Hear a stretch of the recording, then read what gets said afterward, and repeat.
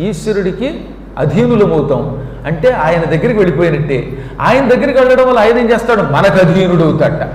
అంటే మన మాట వింటాడు. అప్పుడు ఆ పాశుపతం అనే శక్తి మనలో ప్రవేశిస్తుంది. కేవలం బాణమే వేయక్కర్లా పాశుపతాస్త్రం అంటే. పశుపతి యొక్క శక్తి మన శరీరంలో ప్రవేశిస్తే ఇక అక్కడి నుంచి ఈశ్వరుడు మనం ఏం చెబితే అది చేసి పెడతాడు. ప్రేమతో చేస్తాడు. అదేదో బానిసగా చేయటం కదా ఆయన. అప్పుడు ఏమవుతుంది? రోగభయం నుంచి విముక్తుణ్ణి చెయ్యి, నన్ను సరైన మార్గంలో నడుపు, నన్ను సర్వకాల సర్వావస్థల్లో ఆనంద జీవితుడిగా చెయ్యి అని ఇలా మనం కోరుకుంటే ఆ కోరిన పని చేసి పెడతాట. ఇదనమాట పాశుపతం అంటే. పాశుపతం మనందరి దగ్గర ఉంది, మనం ఉపయోగించుకోవటం లేదు. కొన్ని సందర్భాల్లో మనం అనుకున్నంత మాత్రం చేత పని ఎందుకు అవుతుంది అంటే పశుపతి యొక్క దివ్యశక్తి. ఇక ఈ సృష్టిలో సులభముగా మనం అనుకున్న పని చేసి పెట్టేటటువంటి అస్త్రము పాశుపతము తప్ప మరొకటి కాదు. ఆ పాశుపతం నేను ఇందాక చెప్పిన సులభోపాయం ద్వారా మనం సంపాదించవచ్చు. వాక్కుతోటే పాశుపత అస్త్రాన్ని ప్రయోగించవచ్చు. నేను ఎవరి గురించో చెప్పక్కర్లా, నేను అనుకున్నది అలా సాధించాను కాబట్టి చెబుతాను. నాకు శివలింగం పెద్దది కావాలంటే వచ్చేసింది. ఇంకా ఇంటికి వెళ్లకుండానే కిందటి ఆదివారమే వచ్చేసింది.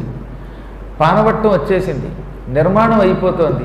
ఎవరి దగ్గరికైనా మీ అందరి దగ్గరికి వ్యక్తిగతంగా వచ్చి ఎప్పుడైనా రూపాయి ఇవ్వండి అడిగాం, అడగకుండా దాని పనులు ఎలా అయిపోతున్నాయి నేను చెప్పలేము. అది చాలా గొప్ప శక్తి. కాకపోతే నేను సొంతానికి కాకుండా భగవత్ సంబంధానికి వాడుకుంటున్నాను. అలా వాడుకోవడం వల్ల ఇంకా భగవంతుడు మనకి సహకారం చేస్తాడు. సొంతములకు కూడా సాయం చేస్తాడు. ఆయన ఎందుకు చేయడు? ఇప్పుడు అర్జునుడి ప్రాణం కాపాడలేదా? అర్జునుడికి ఆ పూట పాశుపతమే లేకపోతే ఎంత ఇబ్బంది వచ్చేదండి. ఇంకొకళ్ళు ఎవరు ఆ తలని తీసుకెళ్ళి వాళ్ళ నాన్నగారి తొడ మీద వేయలేరు. వేయకుండా అర్జునుడి కింద పారేసి ఉంటే అర్జునుడికి ముప్పు వచ్చేది.